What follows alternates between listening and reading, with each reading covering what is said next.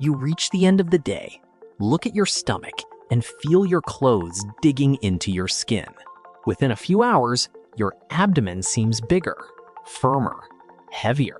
The mirror shows a version of your body that wasn't there in the morning. Then the panic sets in. You think you've gained weight. You grab the bottle and pour hundreds of milliliters of water into yourself, barely stopping to breathe, as if you could erase 6 hours of thirst in a few seconds. But minutes later, the pressure builds. Your upper stomach feels heavy. You feel the need to burp. Your clothes feel even tighter. And one question gets stuck in your head. Did I really gain all this weight since this morning? Maybe not. The culprit may not be the water. It may be the way you try to make up for hours of thirst, rushing, and food intake all in one evening. Today, you'll discover 3 clues to this pattern and try a simple experiment for 3 days. Not to promise you a flat stomach overnight. That would be dishonest. The goal is to find out whether the way you drink water is contributing to the bloated stomach and puffiness that show up at the end of the day.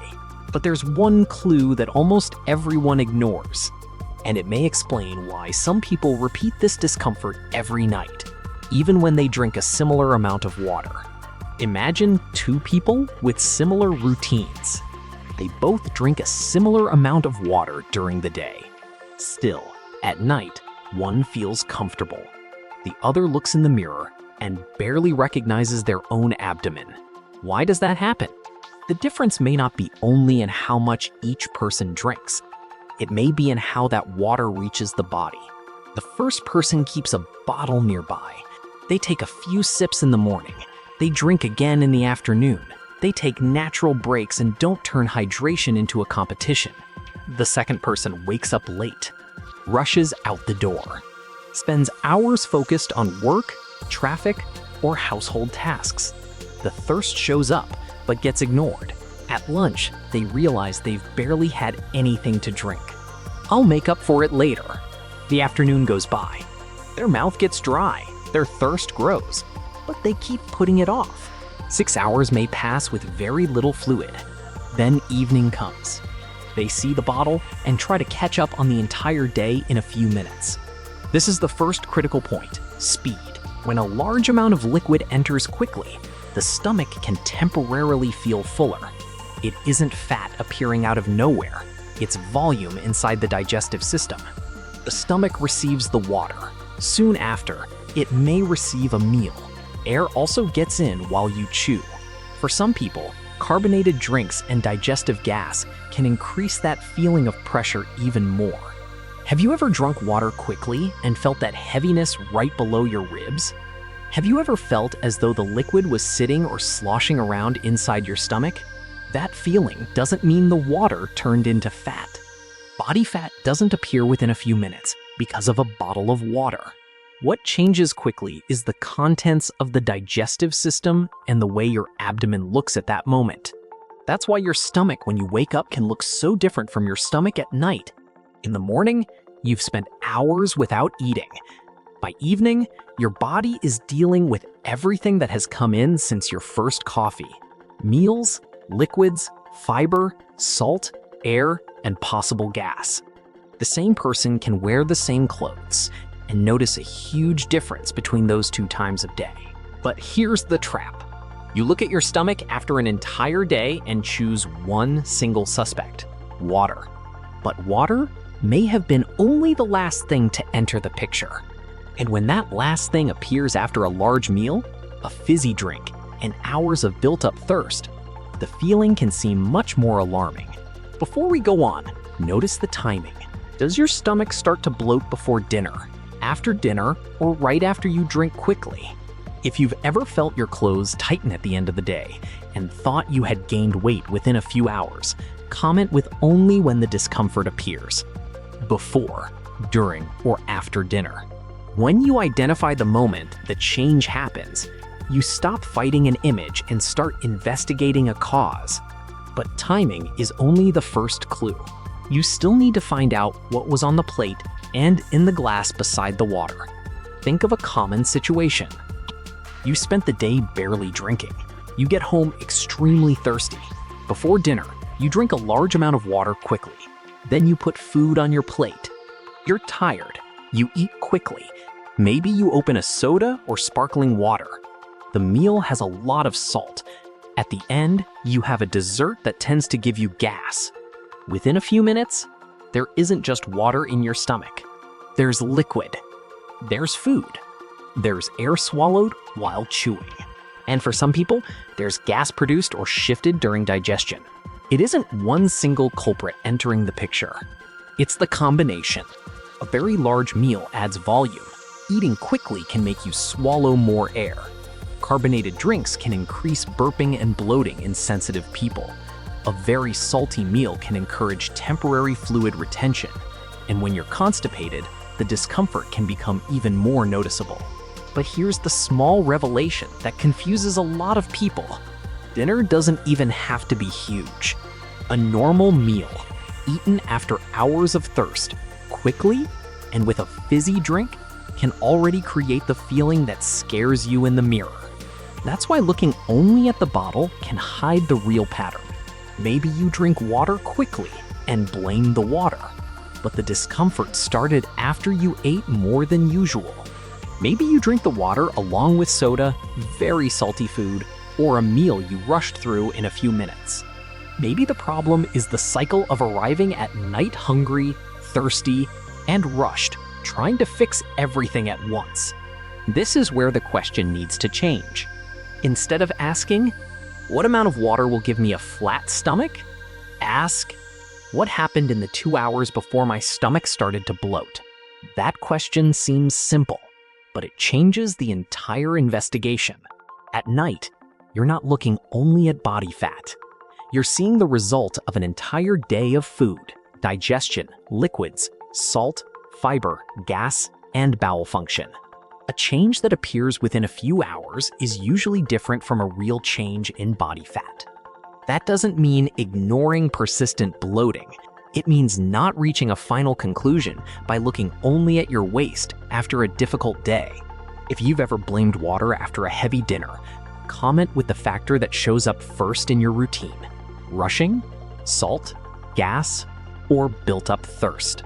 Because when you look in the mirror feeling defeated, identifying the real trigger may be the first step towards stopping yourself from blaming the wrong thing. Now imagine the full sequence. In the morning, very little water. Throughout the day, thirst ignored.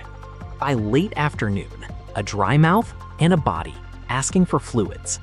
At night, a large amount of water consumed quickly. Then food, fast chewing, air, maybe gas, maybe salt. Then your clothes feel tight. Your abdomen looks bigger, and the water gets all the blame because it was the last thing you remember consuming. But the most important detail may not be how many glasses you drank. It's what your body was trying to make up for before them. That's the third clue, the history of your day. Without it, one bottle looks like the beginning of the problem. In reality, it may have simply revealed, within a few minutes, everything your body had built up throughout the day. Now comes the test. Not to prove that water is the enemy, but to find out whether the pattern is the real problem. For 3 days, you're going to make 3 simple adjustments. Without cutting out water, without forcing yourself to drink liters, without turning hydration into punishment. The question is simple. If you spread out your water intake more evenly and slow down at night, does the bloating decrease? If it does, you may have found a behavioral trigger. If it doesn't, that doesn't mean you failed. There may be another factor behind the discomfort. First, don't let hours of thirst build up just to try to fix everything at night. Keep water available from the morning onward. Take small sips throughout the day, according to your thirst, the weather, your physical activity, and your comfort. There isn't one universal amount that works equally well for everyone. Your needs vary depending on your body, your diet, exercise, and health conditions. You don't need to turn every sip into a rigid target. You need to avoid letting the entire day go by, only to end up racing against the bottle. Second, slow down. If you're very thirsty, take a few sips, pause, and notice how your body responds. Don't turn the bottle into a competition. If large amounts of water close to or during a meal tend to make you uncomfortable, try avoiding that concentration. Not because there's a universal rule against drinking water with meals, but because your own pattern may reveal a sensitivity. Third, pay attention to what comes with the water. Open the Notes app on your phone and write down only 3 things: the time the discomfort started, what happened in the 2 hours before it, and a rating from 0 to 10 for how bloated your stomach felt. Note whether you had soda or sparkling water, whether the meal was very salty, whether you ate more than usual or ate very quickly, and whether your bowel movements were normal. Don't change 10 things at once. If you cut out several foods, double your exercise, and change your entire hydration routine, you won't know what actually made a difference. The goal isn't to create an impossible routine, it's to find a pattern. On the 3rd day, compare your notes. Did the pressure decrease? Did your abdomen feel less heavy after dinner? Did you feel less need to drink several glasses all at once? If the feeling improves, you may have found a habit that contributes to your bloating. If nothing changes, look into other factors, such as constipation, food intolerance, too much salt, or something that needs to be assessed by a healthcare professional. And here's the full revelation. The bottle didn't start the problem. It simply revealed, within a few minutes, everything your body had built up throughout the day. The mistake isn't drinking water. The mistake is letting thirst build up, arriving at night desperate, drinking quickly, and putting a large meal on top of it.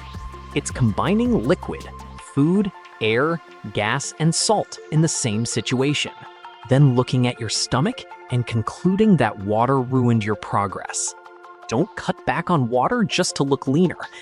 Don't force yourself to drink liters just to meet some random goal you saw online. If bloating is persistent, severe, or painful, or if it comes with shortness of breath, vomiting, blood in your stool, or unexplained weight loss, seek medical care.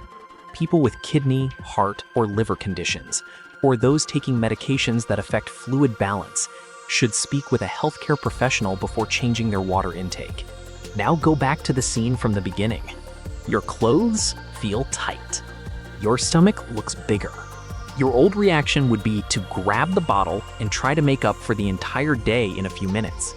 Your new reaction is to stop and reconstruct the scene. How long did you go without drinking? What did you eat? Did you drink quickly? Did you swallow air? Did you have something fizzy? Was the meal high in salt? Were your bowel movements normal? In 3 days, you won't create a perfect stomach. You'll find out whether this pattern is contributing to your bloating.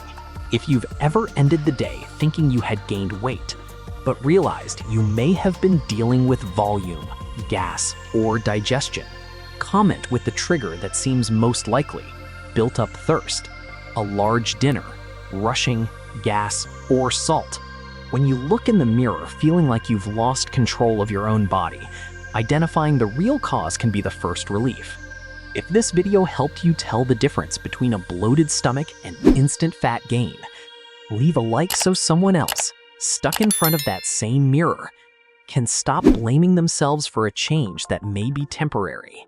And subscribe to keep adjusting your routine without extremes, without miracle promises, and without turning water into the villain. The next time your clothes feel tight at night, don't rush to make up for the day with a bottle. Stop. Reconstruct the scene. Before you conclude that you've gained weight, investigate what entered your body in the 2 hours before. Because sometimes, what looks like a transformation in your body is simply the result of an entire day compressed into a few minutes.